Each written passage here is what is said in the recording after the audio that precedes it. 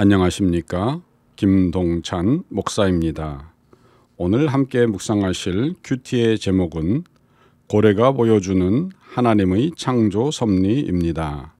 함께 묵상하실 성경 말씀은 시편 19편 1절에서 4절의 말씀입니다.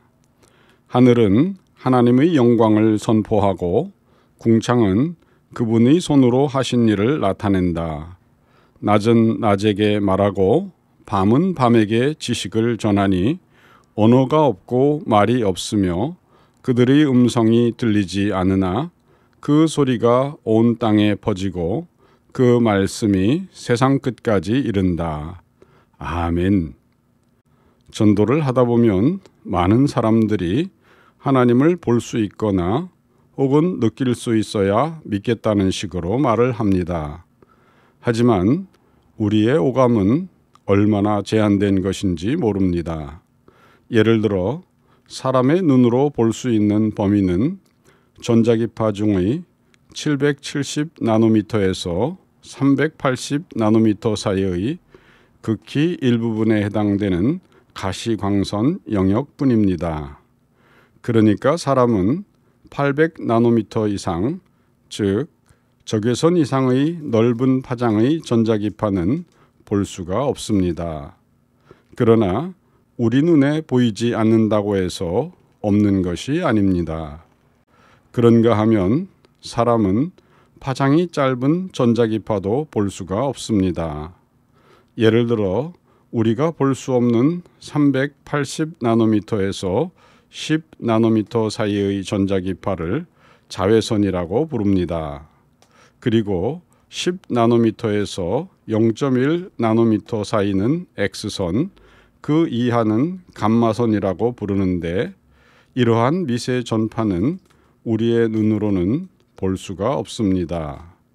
그러나 보이지 않는다고 없는 것이 아니며 오히려 우리는 이 영역의 전자기파를 매우 유용하게 사용하고 있습니다. 실제로 병원에서는 엑스레이를, 감마선은 과학 분야와 공업 분야에서 사용하고 있습니다.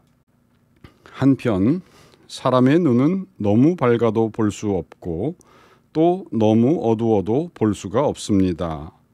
또 너무 멀거나 너무 가까워도 볼 수가 없습니다. 그리고 너무 작아도 너무 빨리 움직여도 볼 수가 없습니다. 결국 사람이 볼 수 있는 영역은 매우 작은 영역에 불과합니다. 그럼에도 굳이 하나님을 보아야 믿겠다는 사람은 전능하신 하나님께서 이렇게 제한적인 우리의 시각 범위 안에 있어야만 한다는 어리석은 주장을 고집하는 일일 뿐입니다. 그런가 하면 사람은 듣는 것에도 제한을 가지고 있습니다. 물체의 힘이 가해질 때 진동, 즉 떨림이 생깁니다. 1초에 한 번 진동하는 것을 1헤르츠라고 합니다. 예를 들어 음계의 기본음, 즉 우리가 흔히 도라고 표현하는 C4의 주파수는 261헤르츠입니다. 그런데 우리가 들을 수 있는 것은 16에서 2만 헤르츠 사이의 영역뿐입니다. 우리는 16헤르츠 미만도 2만 헤르츠 이상도 들을 수가 없습니다. 그러나 나에게 소리가 들리지 않는다고 해서 소리가 없는 것이 아닙니다. 박쥐나 돌고래는 사람이 듣지 못하는 2만 헤르츠 이상의 초음파 영역에 소리를 만들어내고 또 들을 수가 있습니다. 이를 통해 박쥐는 반사음을 분석하여 먹잇감의 위치, 크기, 움직임을 파악할 수가 있고 장애물을 회피하거나 동족과 대화를 나누기도 하며 돌고래는 초음파를 사용하여 해저지형, 수심, 물의 밀도 등 주변 환경에 대한 정보와 먹잇감의 위치, 크기, 움직임을 파악합니다. 그렇습니다. 자연을 연구할수록 하나님께서 지으신 자연의 신비와 하나님의 크신 섭리를 깨닫게 되며 이러한 깨달음을 통해 우리는 구약 성경에 나오는 욥처럼 마침내 하나님을 찬양할 수 있게 됩니다. 지구상에서 가장 놀라운 생명체 중 하나인 푸른 고래는 지구상에서 가장 무겁고 커다란 동물입니다.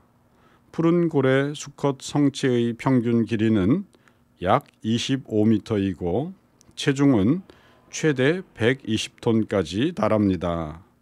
참고로 무궁화호 객차 한 칸의 길이가 23m인 것을 생각하면 이보다 큰 푸른 고래의 크기가 얼마만한지를 가늠할 수가 있습니다. 또 푸른 고래는 매일 최대 4톤의 크리를 먹는데 이 양은 완전히 성장한 아프리카 코끼리 한 마리를 먹는 것과 같습니다. 그리고 푸른 고래의 심장은 약 180kg인데 이는 피아노 한 대와 맞먹는 무게입니다. 또 푸른 고래는 공중으로 최대 12m까지 물을 뿜어낼 수 있습니다. 이는 아파트 4층 높이로 물을 쏘아 올리는 셈입니다.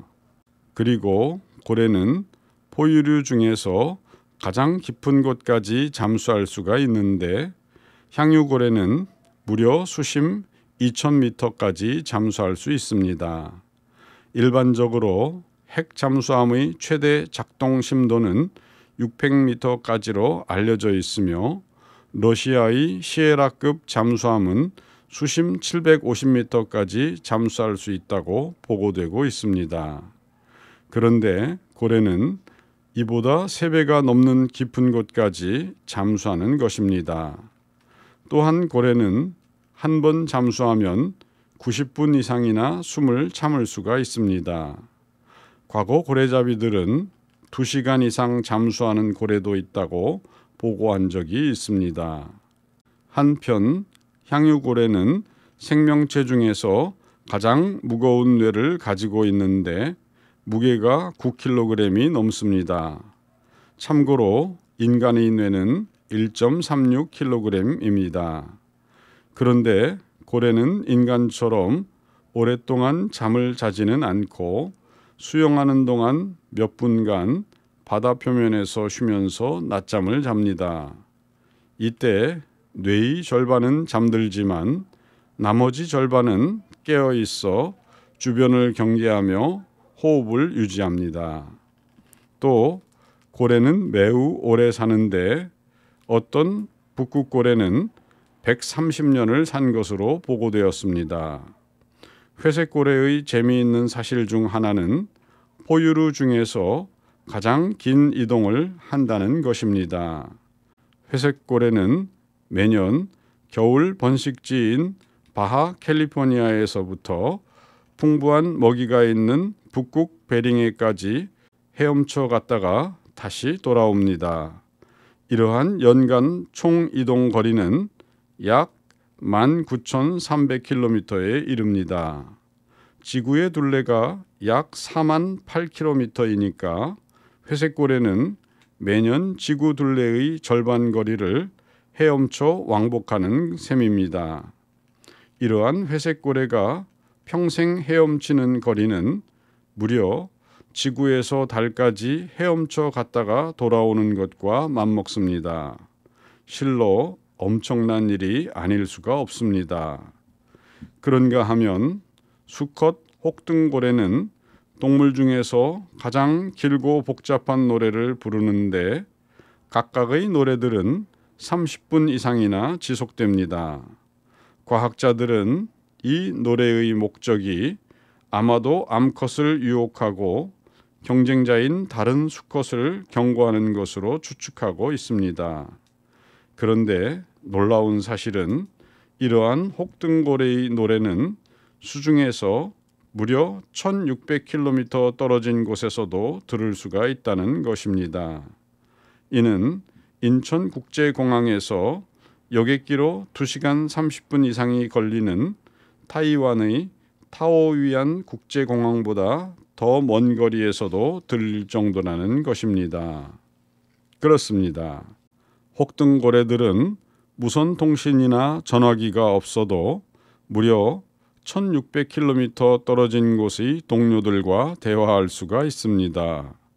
이러한 사실을 생각해 볼 때 우리는 이 모든 놀라운 피조물들을 지으신 하나님 앞에서 더욱 겸손해질 수밖에 없습니다.